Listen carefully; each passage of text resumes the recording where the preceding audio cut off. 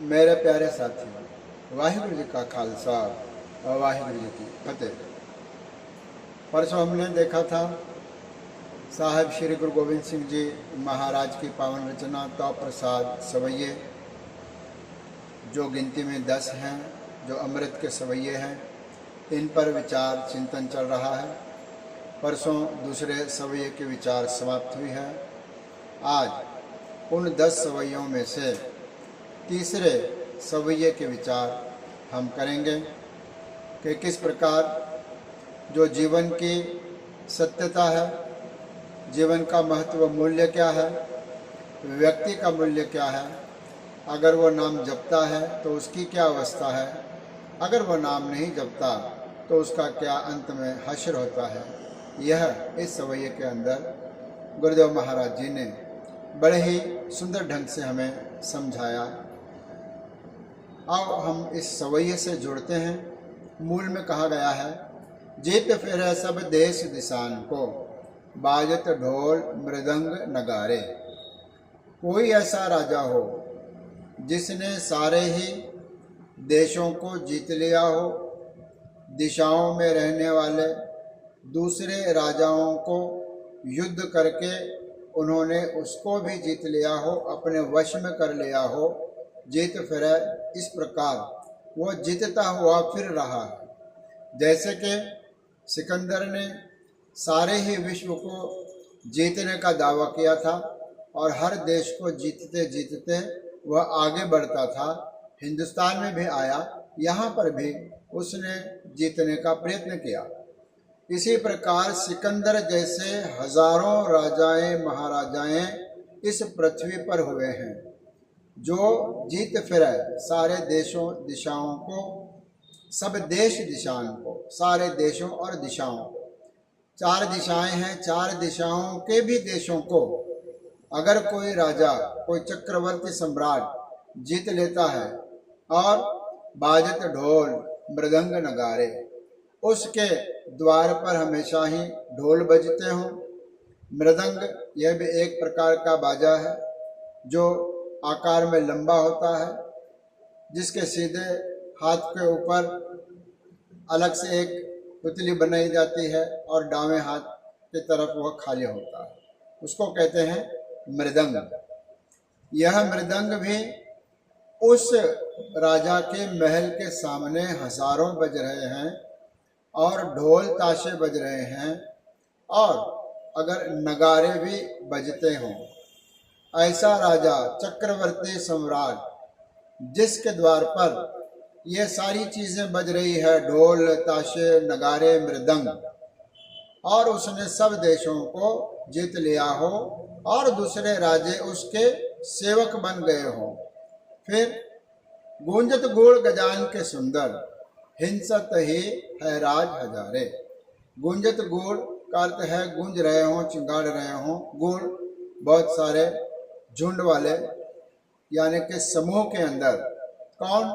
गजान के सुंदर। गजान बहुत अच्छे हाथी, ऊंचे कद वाले हाथी, सौष्ठव वाले हाथी, बहुत सुंदर हाथी, बहुत सुंदर हाथियों का झुंड भी जिसके महल के द्वार के ऊपर सजायमान हो, सज रहे हों और चिंगाड़ते हों। गुंजत गुड़, गुंजत का अर्थ है वो चिंगाड़ रहे हैं, हाथी चिंगाड़ता है। इसलिए कहा कि जिस राजा के द्वार पे अथवा उसके महल में अथवा उसके अस्तबल के अंदर ऐसे हजारों श्रेष्ठ हाथी चिंगाड़ रहे हों। और हिंसत ही है राज हजारे। हिंसत का अर्थ है हिनकना, है का अर्थ है घोड़ा, है राज का अर्थ है श्रेष्ठ घोड़ा, जो घोड़ों का भी राजा है। इसका अर्थ हुआ कि जिस राजा के द्वार पर ऐसे हजारों घोड़े जो श्रेष्ठ है, जो अच्छे नस्ल के है, अरबी है, वह भी हिनकते हों। कितने? हजारों, बहुत सारे। हजारे का भाव है बहुत सारे घोड़े और हाथी जिसके द्वार पर हिनक रहे और चिंगाड़ रहे हो। और क्या हो रहा है? भूत भविष्य भगवान के भूपद, कौन गने नहीं जाते बिचारे। भूत का अर्थ है जो पहले भूतकाल में हो चुके ऐसे राजे महाराजे हैं, वह भी अनगिनत है, हजारों हैं, कोई एक सिकंदर नहीं हुआ। विश्व विजेता, ऐसे विश्व विजेता अनेकों हुए हैं। फिर कहते हैं भविष्य, भविष्य का अर्थ है आने वाले समय में भी अगर ऐसे राजे होते हों जो महान है, शक्तिशाली है। फिर कहते हैं भगवान के भूपद, भगवान का अर्थ है वर्तमान। उस समय जब गुरु गोविंद सिंह जी महाराज यह रचना लिख रहे हैं वह वर्तमान काल, वर्तमान में भी ऐसे कई राजे होंगे जिनके द्वार पर यह सब कुछ होता होगा। कितने, कौन गने, उनको कौन गिन सकता है। जो भविष्य में होने वाले राजे हैं, भूतकाल में हो चुके राजे हैं, वर्तमान में कोई राजे हैं, कौन गने, इनको कोई गिन नहीं सकता। नहीं जात विचारे, यह इनका विचार भी नहीं किया जा सकता कि यह गिनती के अंदर कितने हैं। कहने का भाव है भविष्य काल में आने वाले समय और वर्तमान और भूतकाल जो बीत चुका है समय, ऐसे समय में कितने ऐसे राजे महाराजे हो चुके हैं जिनके द्वार पर ढोल मृदंग नगारे बज रहे हैं, हाथियां सज रहे हैं, घोड़े हिनक रहे हैं, उनकी कोई गिनती मिनती नहीं हो सकती।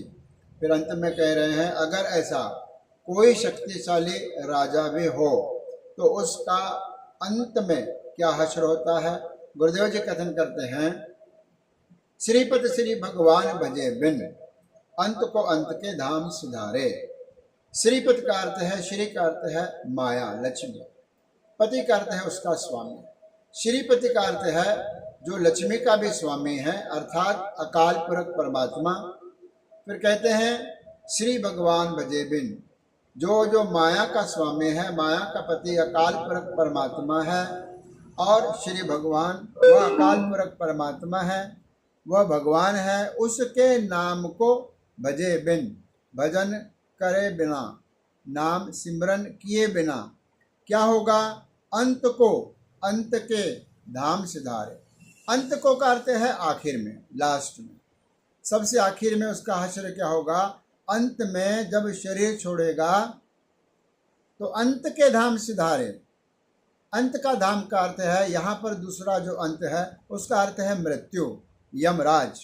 वह यमराज के घर में धाम सिधारे चला जाएगा। सब कुछ धन संपत्ति, घोड़े असबाब माल इत्यादि, ढोल ताशे मृदंग नगारे और राजमहल के जितने ऐश्वर्य भोग रहा था वह सब यहीं पर छोड़ करके वह काल के घर, मृत्यु के घर और यमराज के घर पर चला जाएगा। कौन, जिसने उस प्रभु परमात्मा के नाम का सिमरन नहीं किया है। अर्थात सारे सवैये का भाव है, जो नाम सिमरन करेगा वह परमात्मा के द्वार तक पहुँचेगा। अन्यथा बड़े बड़े राजे भी अंत में मर के वह जम के द्वार यमराज के पास चले जाते हैं और इस प्रकार उनका जो जीवन है वह सार्थक नहीं होता, वह सफल नहीं होता। जीवन को सफल बनाने के लिए केवल और केवल प्रभु परमात्मा की जो भक्ति है वह अवश्य है, वह हम करने का यत्न। आज इतना ही, परसों आने वाले सवैये की विचार करेंगे। धन्यवाद। गुरु रख।